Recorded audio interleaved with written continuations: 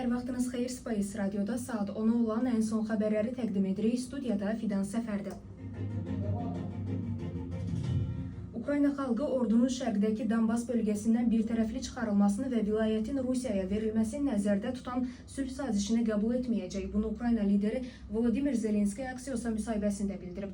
Qeyd edib ki, Amerikalı vasitəçilər Steve Witkoff və Jared Kushner onu Rusiyanın müharibənin dayandırılmasını istədiyinə inandırmağa çalışıblar. Lakin Zelenski bunu skeptik yanaşaraq onlara öz xalqının uğursuz tarix kimi qəbul edəcəyi sülh baxışını irəli sürməyə məcbur etməməyə məsləhət görüb.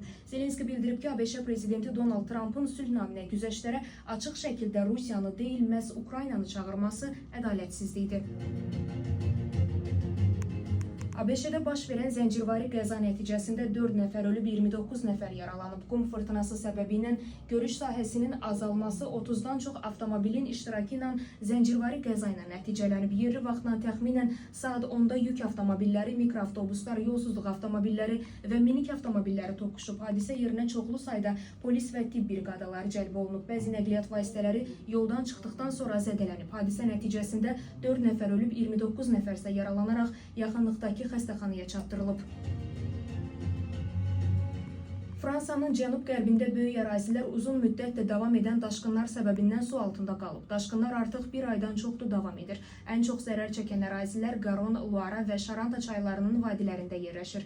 Fransanın qərbindəki Maine-Loira, həmçinin cənub-qərbində yerləşən Gironde və Loire-Garon departamentləri üçün ən yüksək qırmızı iqlim həyəcanı səviyyəsi elan edilib. Daha 11 departamentdə isə ikinci ən yüksək narıncı həyəcan səviyyəsi tətbiq edilib. Su basmış ərazilərdən əhalinin təxliyəsi davam edir. Məlumata görə 1600-dən çox insan evlərini tərk etmək məcburiyyətində qalıb. Bugündən ali təhsil müəssisələrinə qəbul imtahanlarında iştirak etmək üçün qeydiyyat prosesinə başlanılır. Bu, Dövlət İmtahan Mərkəzinin 2026-cı il ərzində keçiriləcək imtahanlar və qeydiyyat tarixləri haqqında məlumat cədvəlində öz əksini tapıb. Qeydiyyat prosesi martın 5-nədək davam edəcək. Bundan əlavə, əvvəlki illərin məzunları üçün 1, 2, 3 və 4-cü ixtisas qrupları üzrə qəbul imtahanının birinci mərhələsi, 5-ci ixtisas qrupu üzrə ali təhsil müəssisələrinə qəbul imtahanı, müsabiqədə buraxılış imtahanında verdiyi xarici dildən fərqli dil üzrə iştirak etmək istəyən cari ilin məzunları üçün əlavə tədris dili isə imtahanı aprelin 19-da keçiriləcək. Qarabağ UEFA Çempionlar Liqasının play-off mərhələsində ilk oyununu bugün keçirəcək. Qurban Qurbanovun baş məşqçisi olduğu kollektiv İngiltərənin Newcastle klubu ilə qarşılaşacaq. Oyun Tofiq Bəhramov adına Respublika stadionunda saat 21:45-də start götürəcək. Cavab qarşılaşması isə fevralın 24-dən 25-nə keçən gecə Bakı vaxtı ilə saat 00-da İngiltərədə baş tutacaq.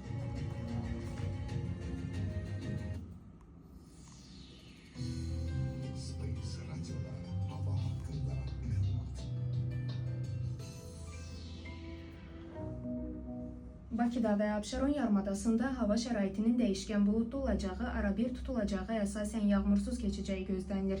Bəzi yerlərdə arabir duman olacaq, şimal-qərb küləyi əsəcək, havanın temperaturu 10-14 dərəcə isti olacaq. Rayonlarda havanın əsasən yağmursuz keçəcəyi gözlənilir. Gecə və səhər bəzi yerlərdə arabir duman olacaq, havanın temperaturu 19-24 dərəcə isti olacaq.